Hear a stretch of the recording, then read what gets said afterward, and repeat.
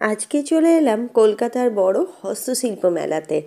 অবশ্য মেলাটা আগে প্রথমে শুরু হয়েছিল ইকো পার্কের কাছে, কিন্তু ওখানে কিছু সমস্যা থাকার জন্য এবারে মেলাটা নিউ টাউন মেলা প্রাঙ্গণেই হয়েছে।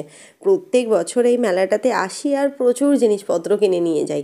প্রতি বছরই ভাবি কী আর নেব, একই ধরনের জিনিস। কিন্তু মেলার প্রতি আমার যে একটা অদ্ভুত ভালোবাসা আছে, সেটা মেলায় না এলে বুঝতে পারা যায় না। আর এই ঘর সাজানোর জিনিসগুলো কিনে কিনে আমার ঘরই ভর্তি হয়ে গেছে। অবশেষে এবছর ভেবেছিলাম না, কিচ্ছু কিনবো না, শুধু দেখবো, ভিডিও করব আর চলে যাব।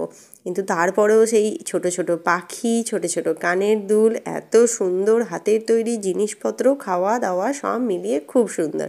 আর এই দুর্গা প্রতিমাগুলো প্রত্যেক বছরই ভাবি একটা নিয়ে যাব, তারপরে ভাবি যে কোথায় রাখবো, কোথায় কি না, ঠিক মতন হবে কি না, তো এই ভেবে ভেবে আর নেওয়া হয় না। আর এইটা ছিল পুরুলিয়ার ছৌ নাচ। এইটা দেখে খুব ভালো লেগেছিলো। ওই যে বড় বড় মুখোশগুলো দেখছেন না, ওগুলোর দাম ছিল 3,000, 3,500, 4,000-এর মতন। যাদের বড় বড় বাড়ি আছে তাদের জন্য খুব ভালো। আমাদের মতন ছোট ফ্ল্যাটে এই সব জিনিসপত্র রাখার জন্য আর জায়গা হয় না। অবশেষে অনেক ভাবনা চিন্তা করে এই ছোট্ট ছোট্ট দুটো দুর্গার মূর্তি নেওয়া হয়েছে। এই যে হাত দিয়ে যেটা দেখাচ্ছিলাম, ঠিক ওইটাই নিয়েছি।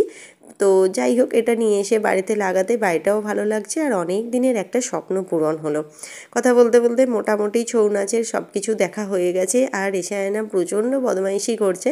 তাই মেলাটা আর সবটা আপনাদের সাথে শেয়ার করলাম না। গোটা মেলাটা যতটা সুন্দর ততটাই দেখার জন্য আর শিল্পীর হাতের কারুকার্য আছে।